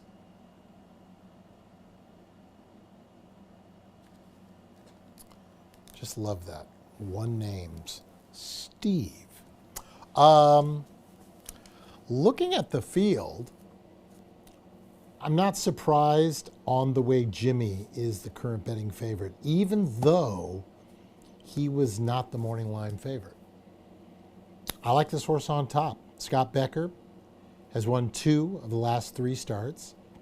Debuted with a good second, well met by the public. Showed up as the betting favorite, coming off the October freshing on April 18th in the mud. Made short work of that field. And then, again, always difficult to take on winners for the first time, and this horse was able to do it. May 16th, nice win. Harold Ortega has been aboard all 3 of these for Scott Becker, who's spreading around for the riders. He stays aboard. Only been the distance once, and it was a good second. That was the debut back in October. No published work since May 16th, but again, as I've said before, in this neck of the woods, that's not something that you would expect anyway. Horse looks good, nice and relaxed. Ears kind of going back and forth. Very positive sign. Very aware of what's going on around them. Horse has got speed in a race that has a little bit of speed, but I think if they want the lead, it's theirs. It's as simple as that. I mean, the 3 Don't Tap the Till might be the horse that would probably go out with them, but I don't see it. The 1 horse is Take It Away for Michelle Boyce. Recent form does not dictate that this horse should be ready for a big effort. However, Michelle Boyce, with limited starters this year, is hitting at 27%. 10% with her shipping. This will be, I believe, the first time since May 27th of last year that this horse has been at Fairmount Park. They only tried it the one time, and it did not work in their favor. SD Brill LTD partnership, long time with Michelle Boyce. This is a homebred, 4-year-old son of Take Charge Indy. A winner in 2 seconds from 7 starts at the distance of 6 furlongs. Good-looking horse. Ears are forward. I wouldn't say on the muscle. Looks very relaxed. To me, it looks like a horse, a 2-turner more than a sprinter. But that doesn't always mean everything. There's the 6 horse in front of us there, and that would be 5 O'Clock Charlie. That was a famous episode from the television series MASH. A winner in a second in August, and then on May 23rd came in for what I thought was a respectable second. Got bumped and was all out for second. Clear of the 3rd horse in a field of 6. Winner won convincingly. Adamir Santos gets the call. That was against non-winners of 3. Same condition. Makes a lot of sense. 5-year-old geldson of Cinco Charlie from the Brahms mare ZZ Pop.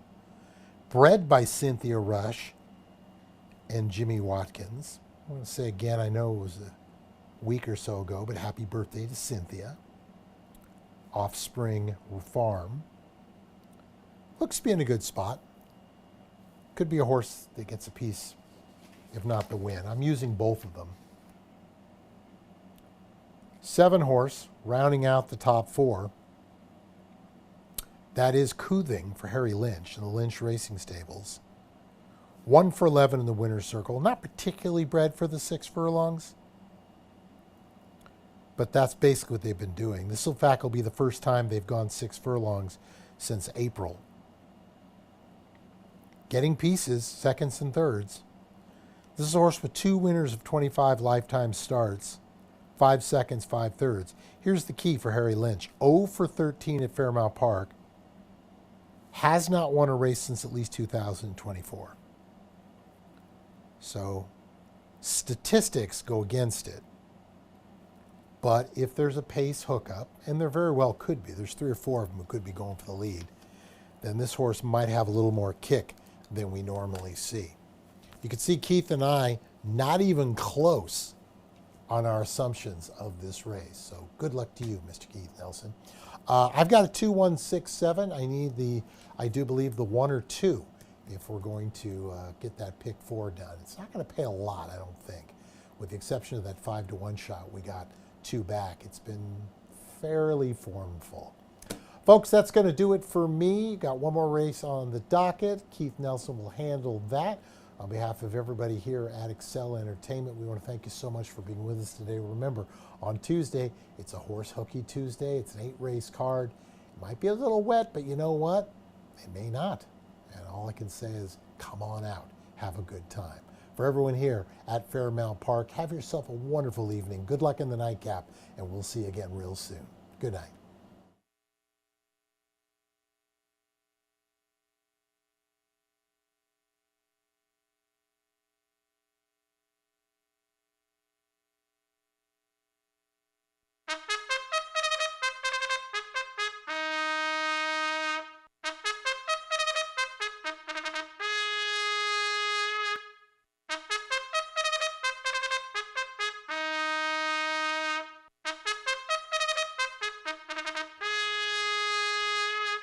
Coming out onto the track for the final race this Saturday, scratch number 5, Steve. Next live racing card will be Tuesday, coming up with 8 good races coming up starting at 1:30 in a week from today. We have bunches of horses in 8 races. So this next week of racing going to be awesome. Bring back friends, have some fun. The weather should cooperate. You have 8 minutes until our final race.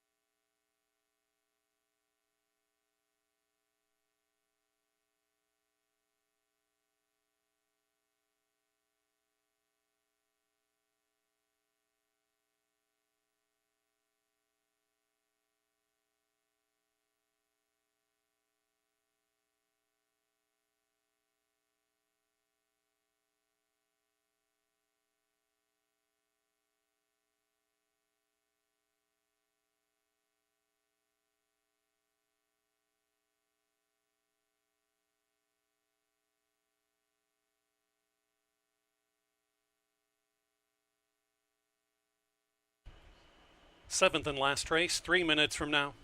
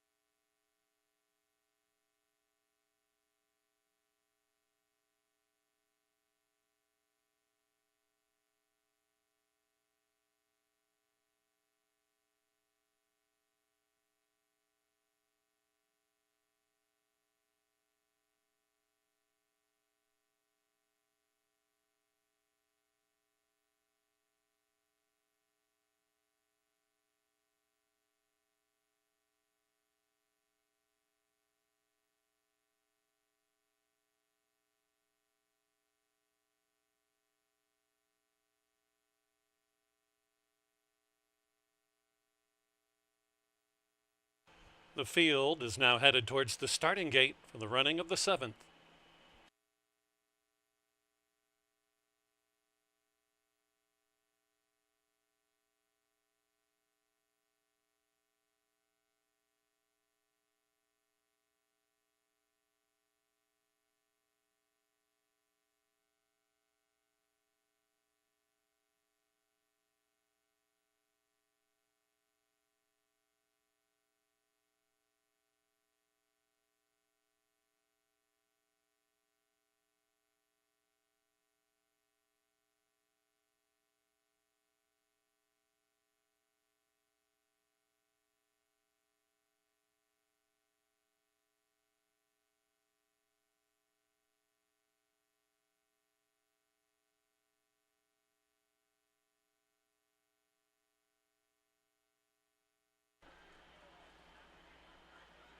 Field loading in, Span first up.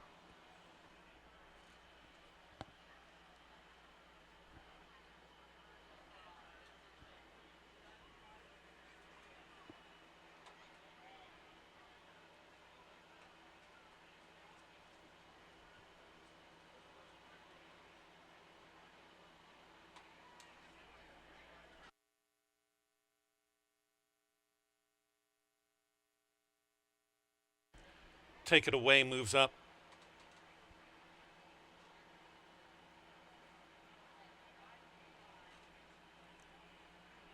On the way, Jimmy, 5 o'clock, Charlie.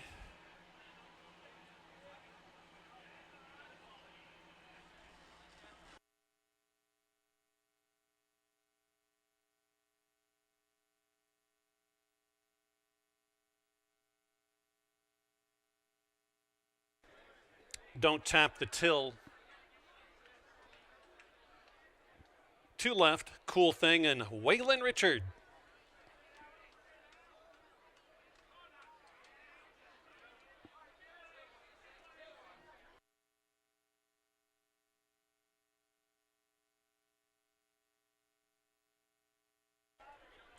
Seven is packed in. There's the 8, Waylon Richard. Geldings all on the gate. Flag is up, and they're off. Tardy beginning for Don't Tap the Till. Out well, 5 o'clock. Charlie has the lead with On the Way Jimmy up close. Take It Away is running up into third. Fourth is Don't Tap the Till. Flanked on the outside by Cool Thing. Next comes Span. And on Span's outside, Waylon Richard cannot save any ground at all. A mad dash ensues up top. It's 5 o'clock. Charlie on the outside of On the Way Jimmy, who gives way just a bit. Take It Away is gaining on the inside rail. Cool Thing is Asked for More on the far outside. Running up is Don't Tap the Till. On the way around the turn is Waylon Richard, and so is Span. But it's 5 o'clock. Charlie dwindling, and out of it is On the Way Jimmy, who fades. It's 5 o'clock. Charlie by nearly a length from Take It Away. On hold is Cool Thing, and Asked for More is Waylon Richard circumventing on the far outside. They're into the stretch run. 5 o'clock. Charlie all he wants with Take It Away. These two embattled. Cool Thing is third. Nothing coming except for Span. But breaking away is Take It Away. Off odds, 3-5 to win. 5 o'clock, Charlie just nudges out for the place. Both Cool Thing and on the outside Span.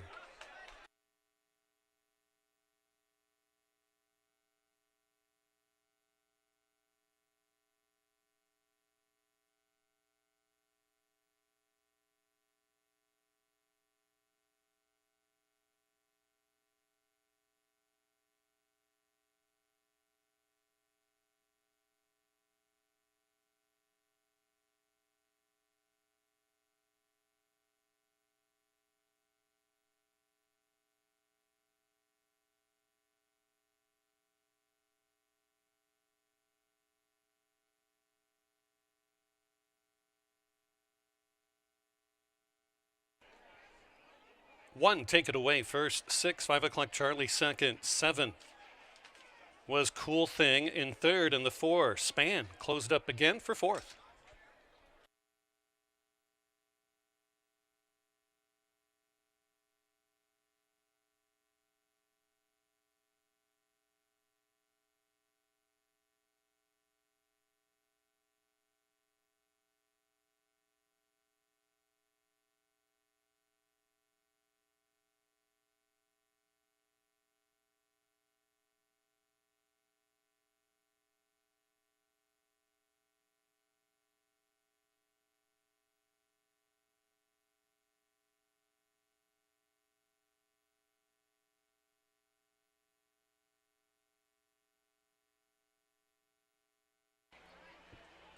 Next live racing card, Tuesday, the first of 8 at 1:30.